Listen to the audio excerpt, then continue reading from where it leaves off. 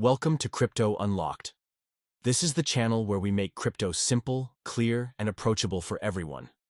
Whether you are just starting your journey into digital currencies or already experimenting with investments, this is the place to learn the news, the fundamentals, and the real strategies that matter.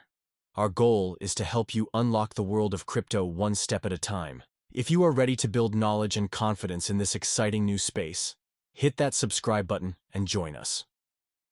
In today's video, we are diving into one of the most fascinating and often misunderstood parts of crypto: mining. If you have ever wondered how cryptocurrencies like Bitcoin are created, or how miners keep the entire network secure, this video will break it all down for you in a way that's easy to understand. This guide is designed with beginners in mind, so you don't need any technical background. By the end, you will understand what crypto mining is, why it matters, the different types of mining hardware, how to choose the right cryptocurrency to mine, and what it takes to actually set up your own mining rig. So grab a notebook, stay with me until the end, and let's get started. Before we can talk about mining, we need to start with the foundation: blockchain. Think of blockchain as a digital record book that is copied across thousands of computers all around the world. Each page in this book is called a block. Once a block is filled with transaction data, it gets sealed and locked in place. Then a new page is added on top of it, linking back to the one before it. Over time, you get an entire chain of pages, which is why we call it a blockchain. Here's why this is powerful. Because no single person or bank is in charge of the book, no one can quietly erase or change transactions. Everyone can see the history. This makes blockchain a transparent and decentralized system where anyone can verify what's happening. Imagine a giant public whiteboard where every transaction is written down. And once something is written, it can't be erased. That's the kind of trust blockchain creates, and it's what makes cryptocurrencies possible in the first place. If you want to learn more about blockchain, watch the video popping up now and come back to this video after. Now let's move on to mining itself. Mining is the process that keeps this blockchain secure and running smoothly. Miners use computers to solve extremely difficult mathematical puzzles. The puzzles automatically get harder or easier depending on how many miners are competing. For example, with Bitcoin, the difficulty changes to keep new blocks coming roughly every 10 minutes. Think of miners like digital security guards. Every time a transaction comes in, they check IDs, stamp approval, and add it to the permanent record. The puzzle isn't a riddle in the traditional sense. What miners are actually doing is guessing numbers, called nonces, over and over until they find one that makes the block's data produce a hash with certain properties. A hash is like a digital fingerprint, a unique code that represents the information inside the block. For Bitcoin, the goal is to find a hash that starts with a certain number of zeros. The more zeros required, the harder the puzzle. Because the hash function is completely random, the only way to find the right answer is trial and error. Miners can try trillions of guesses per second, and the first miner to find the correct hash wins the block reward. Think of it like a giant lottery where every guess is a ticket. The more computing power you have, the more guesses you can make each second, and the better your chances of winning. That's why powerful hardware like GPUs and ASICs are so important. But even the biggest miner can't guarantee a win. It's all probability. This puzzle system, called proof of work, is what keeps the network secure. Because solving it takes so much computing effort, it's practically impossible for anyone to rewrite history or cheat the system. To change even one past transaction, you'd have to redo all the puzzles for every block after it, which would require more power than the rest of the network combined. That's what makes blockchain so tamper-resistant. When a puzzle is solved, a new block of transactions is added to the blockchain. For doing this work, miners are rewarded with transaction fees from people using the network as well as newly created coins.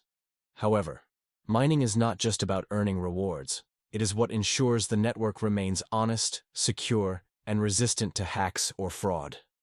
Without miners, the blockchain would stop working. Let's talk about the tools of the trade. In the very early days of crypto around 2009, anyone could mine Bitcoin on a laptop or computer processor, also known as a CPU. Some of the earliest miners made millions this way without even realizing it. Today, the competition is so high you'd barely make pennies with a laptop. Back then, the puzzles were simpler. Today, that is no longer practical. As more miners joined, the puzzles became more difficult, and CPUs just don't have enough power anymore. That's where GPUs come in. Graphics processing units or graphics cards are usually used for video games and design. These are much more powerful and can handle the intense calculations better than CPUs. For a while, GPU mining was the standard for coins like Ethereum before it switched away from mining. Then there are ASICs, which stands for Application-Specific Integrated Circuits. Think of them like race cars. While a GPU is a fast sports car that can do a lot of things, an ASIC is a drag racer designed to do only one thing, mine a specific algorithm, but do it extremely well. They are incredibly fast and energy efficient, but they only work with specific coins. GPUs are flexible. You can switch them between coins. ASICs are locked into one coin but give you raw power. CPUs are basically obsolete for serious mining. If you try to use the wrong ASIC, it won't work at all. Choosing the right hardware is critical, because the wrong setup means wasted electricity and no profit. Not every coin is worth mining, and this is where a lot of beginners make mistakes. For example, Bitcoin has high rewards but also massive difficulty and expensive hardware. On the other hand, Monero can still be mined on GPUs and even CPUs, but the rewards are smaller. This is why miners often calculate what's called ROI, or return on investment, before choosing what to mine. When deciding what to mine, you need to look at several things. Websites like What to Mine let you plug in your hardware, electricity costs, and it shows which coins are currently most profitable. The price of the coin, its market cap, the mining difficulty, and the block rewards are all important when deciding what to mine. The price matters because you want to mine something that has actual value on the market. Or you can mine something that you think will be worth more in the future. The market cap matters because it shows how widely the coin is used and traded. If it's too small, the coin might be unstable or risky. Difficulty tells you how much competition there is. If it's too hard, your hardware may never earn back what you put into it. And block rewards show you exactly what you'll earn when you successfully help secure the network. Here's an analogy. Think of mining like fishing. The price of the coin is the type of fish you are trying to catch. Is it valuable or not? The market cap is the size of the pond. A bigger pond with more fish is usually better. Difficulty is how many other people are fishing with you. If there are too many lines in the water, it's harder to catch anything. And block rewards are how big the fish actually are when you reel one in. Looking at all four of these things together helps you decide if the fishing trip is worth it. Popular mined coins include Bitcoin, Litecoin, and Monero. Each has different requirements and different profitability. Before you start, always research which coin makes the most sense for your goals, your hardware, and your electricity costs. Now let's talk about what a mining rig actually is. A mining rig is basically a custom-built computer designed to run non-stop calculations.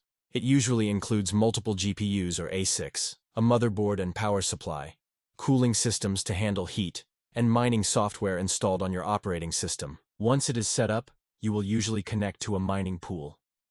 A mining pool is like joining a team of other miners. Instead of solo mining and waiting a long time to maybe mine a block on your own, you combine your computing power with others and share the rewards in pooled mining. This makes your earnings smaller but more consistent. Solo mining is like buying a lottery ticket.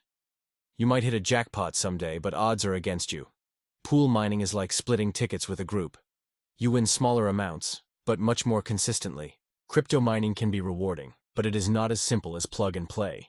It requires research, investment, and ongoing monitoring of costs versus profits. There are some considerations to mining. Bitcoin, for example, cuts its block rewards in half about every 4 years, which means mining rewards shrink over time. Electricity is often the biggest expense. In some countries, mining isn't profitable at all because the power bill is higher than the coins you earn. And some countries have banned or restricted mining. So always check your local laws before you invest. The good news is that if you take the time to learn, mining can be a stepping stone into the larger crypto ecosystem, and even a way to generate passive income. If you are excited about crypto mining, remember to learn the basics first, start small, and scale up only if it is profitable. Always factor in electricity and hardware costs before diving in. And never forget that mining, just like any business, comes with risks. That is it for today's video. If you found this helpful, hit the like button to let us know, and subscribe so you won't miss our upcoming guides on wallets, trading strategies, and the future of blockchain technology.